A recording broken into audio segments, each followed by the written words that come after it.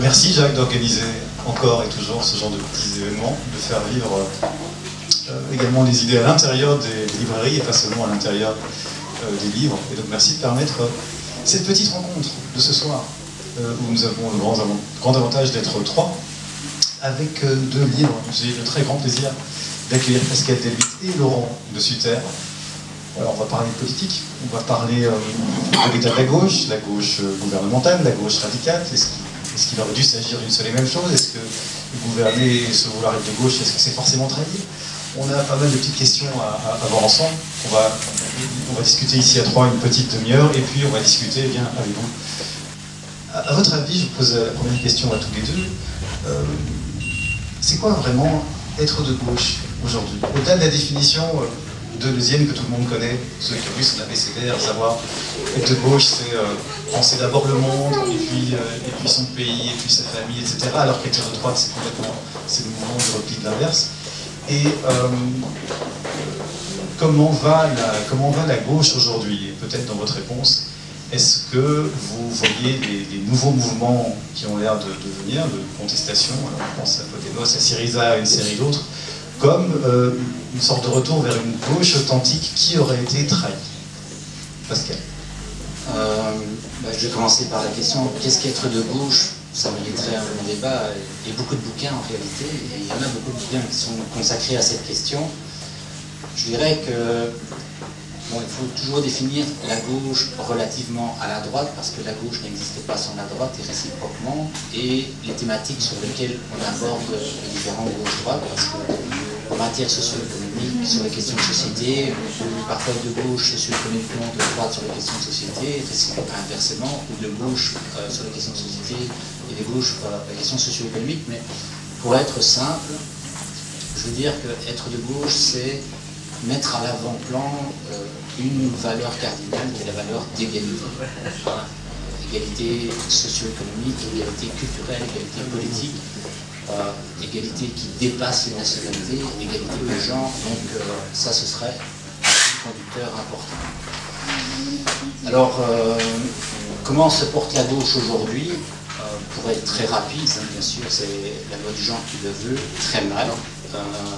Si vous regardez la principale famille de gauche, puisqu'il y a plusieurs familles de gauche, la famille social-démocrate, en configuration de régime démocratique, elle ne s'est jamais portée aussi mal. Je pourrais prendre le point de vue idéologique, je pourrais prendre tous les indicateurs sociopolitiques classiques pour un politologue, nombre d'adhérents, résultats électoraux, présence au gouvernement. Jamais la gauche ne s'est portée aussi mal, la gauche social-démocrate ne s'est portée aussi mal. La gauche syndicale ne se porte pas beaucoup mieux, dans un contexte très difficile pour elle. Et les gauches radicales, alors il n'y a pas une réponse homogène, parce que vous pourriez isoler ce qu'on pourrait appeler des réussites, à tout le moins des réussites électorales. Podemos en Espagne, très toujours en 2014, Die Linke en Allemagne, bien sûr Syriza en Grèce, pour partie le PTB en Belgique, le bloc de gauche au Portugal.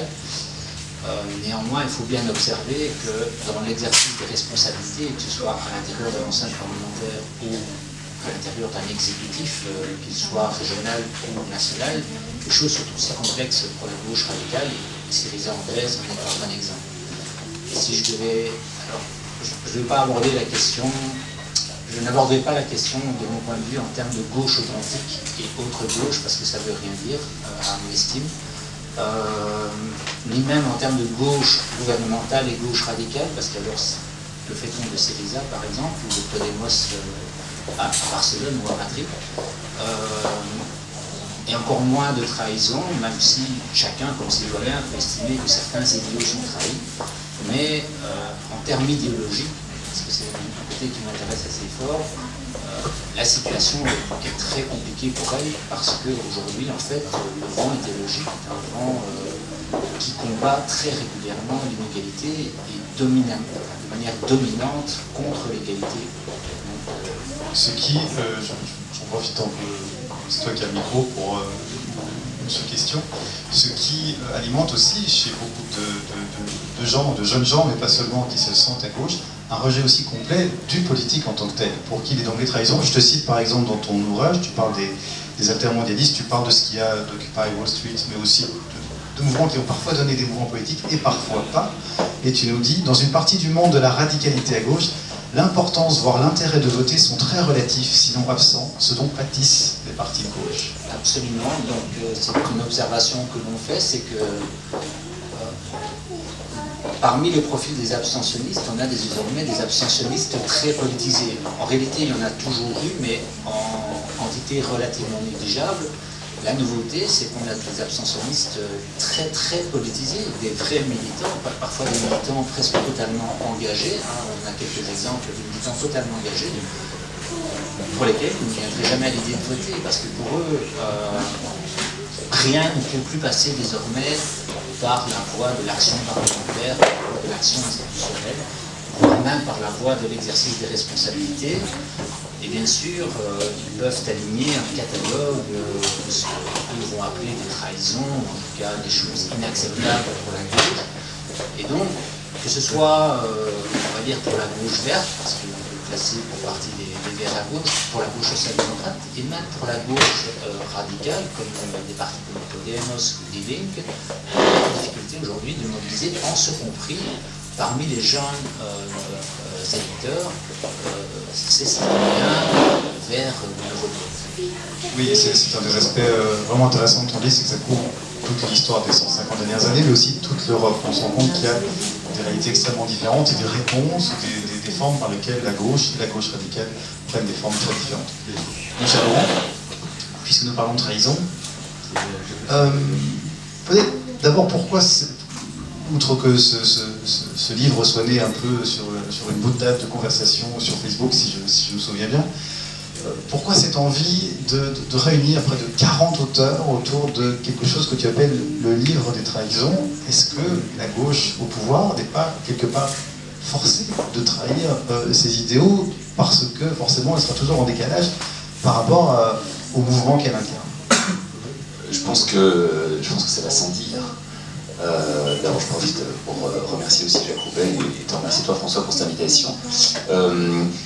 Ce que je me suis dit, c'était qu'il serait peut-être salutaire, à l'heure où effectivement un horizon électoral se dessine, de juste rassembler autant d'auteurs possibles et donc autant d'histoires possibles, des cas, des moments, des événements, pour tenter de raconter la chronique de notre amnésie en fait.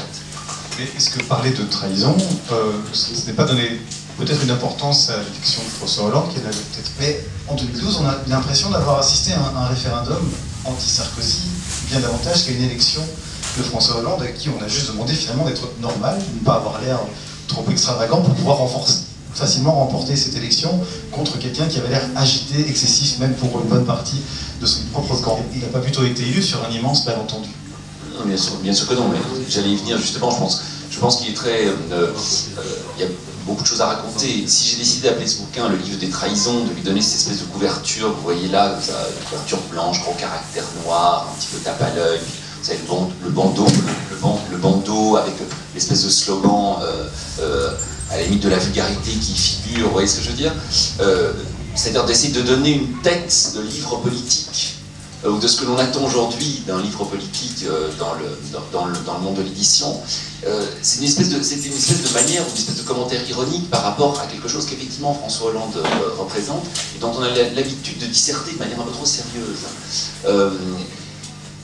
Effectivement, quand François Hollande s'est fait élire, c'était une élection qui ressemblait à un référendum, et qui ressemblait à un référendum pas du tout de nature institutionnelle, ou de nature politique, ou de nature programmatique. Personne n'avait écouté son discours du Bourget, il faut bien le dire, même s'il avait été reproduit à gauche et à droite. Et les électeurs de gauche... Tout le monde ne sait pas son discours du Bourget, c'est c'est la fameuse tirade « Mon véritable ennemi, c'est le monde de la finance ». Voilà, c'est cette fameuse phrase qui a immédiatement disparu de l'histoire, de sa mise en pratique. C'était effectivement une réponse à un climat psychopolitique.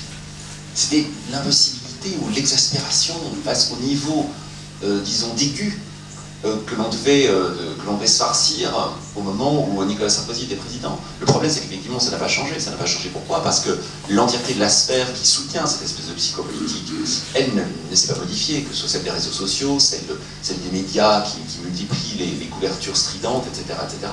Donc, de fait, l'effet de calme, de repos qu'on était en droit d'attente n'a pas été réalisé. Et de fait, au contraire, les choses n'ont fait que s'accélérer par la multiplication de ces nouvelles scandales. Alors, livre de trahison, non, il n'a rien trahi, François Hollande. Ou alors il a trahi comme tout homme de gauche trahit depuis j'ai envie de dire depuis toujours. La gauche de gouvernement en France, c'est une gauche dont toute l'histoire est celle de la trahison perpétuelle de ce qu'elle promet.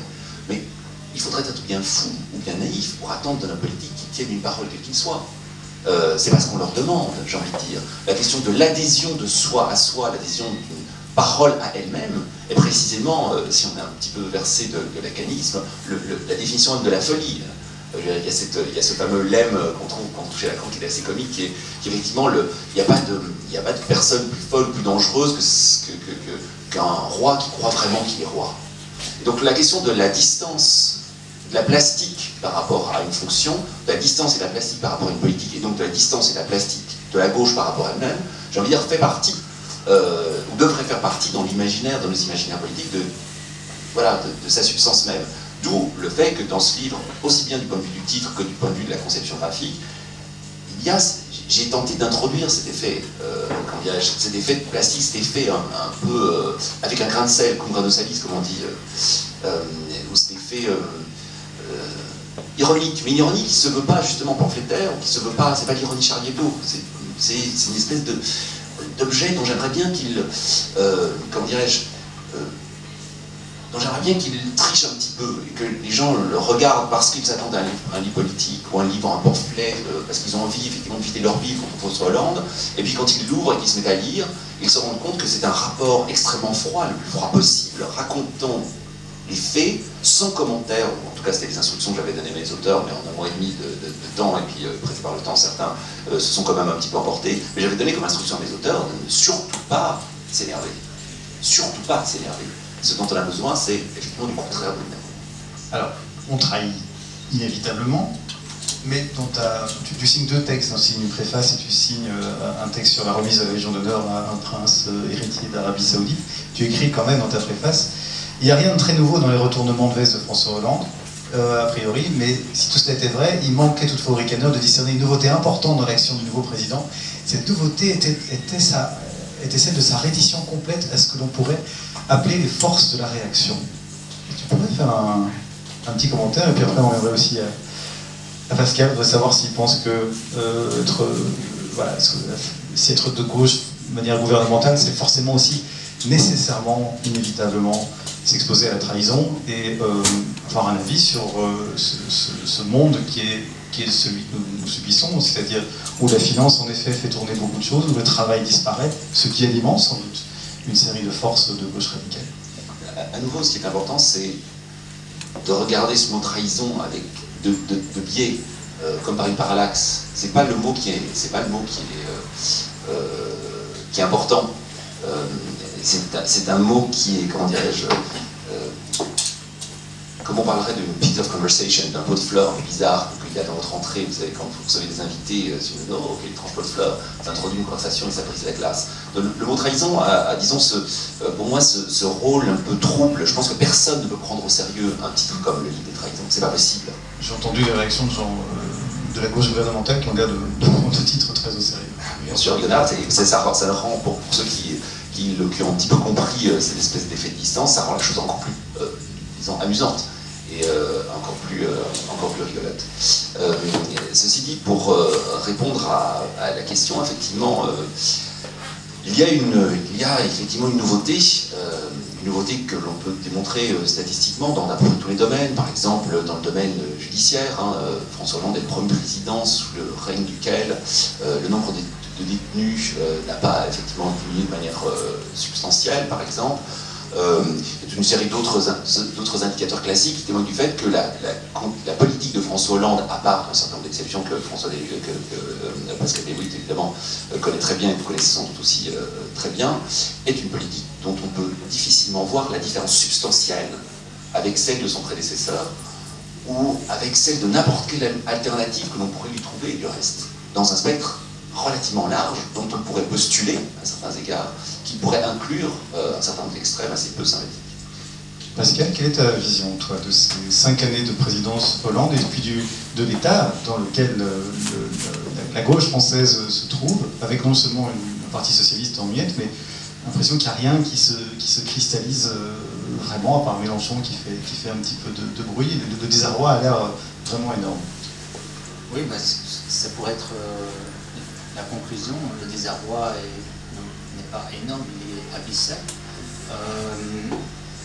J'ai un regard de départ un petit peu différent, entre autres parce que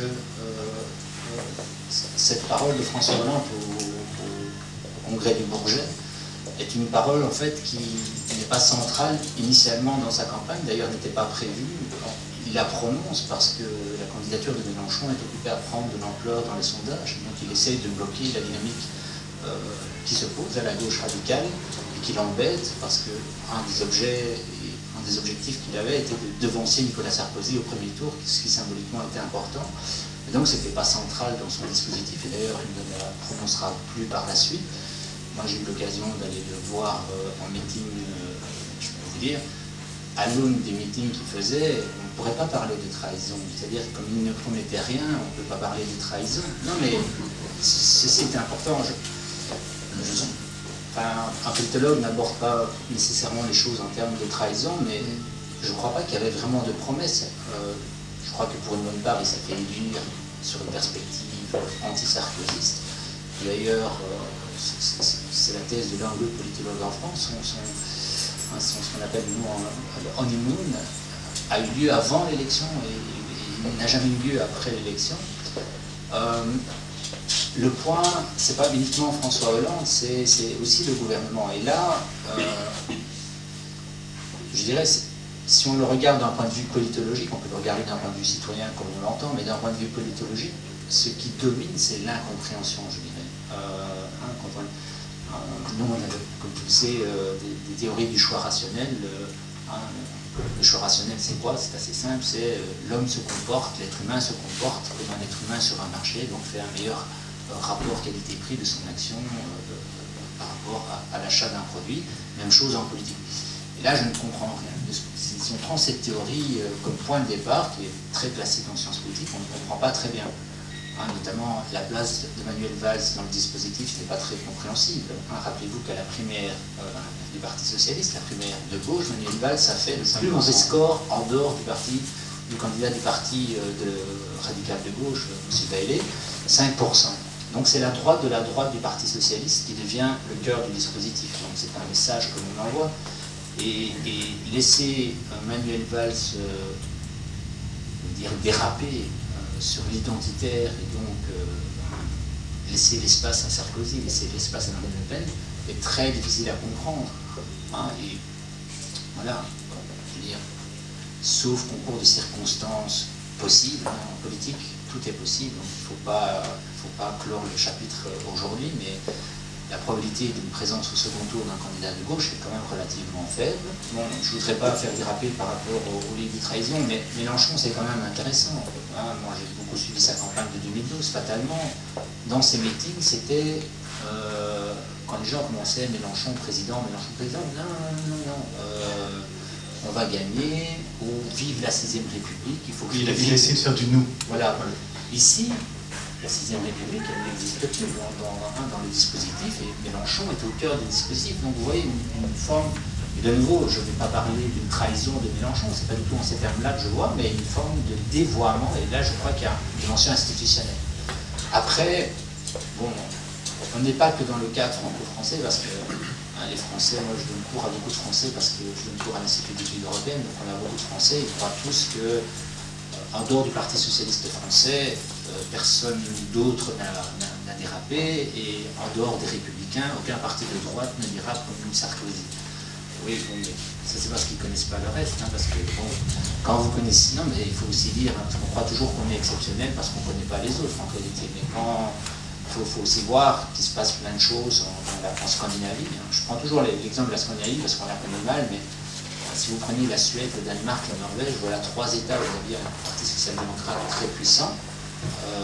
Aux dernières élections au Danemark, le Parti social-démocrate danois a fait un axe de sa campagne non à l'accueil des réfugiés, le Parti social-démocrate. Aux élections en Suède, alors que le Parti social-démocrate était depuis 2 législatures dans l'opposition, ce qui est exceptionnel là-bas, il n'a pas augmenté son résultat. Hein, et aujourd'hui, dans les sondages, les démocrates suédois, ils portent mal leur nom, c'est-à-dire l'extrême droite suédoise, c'est premier.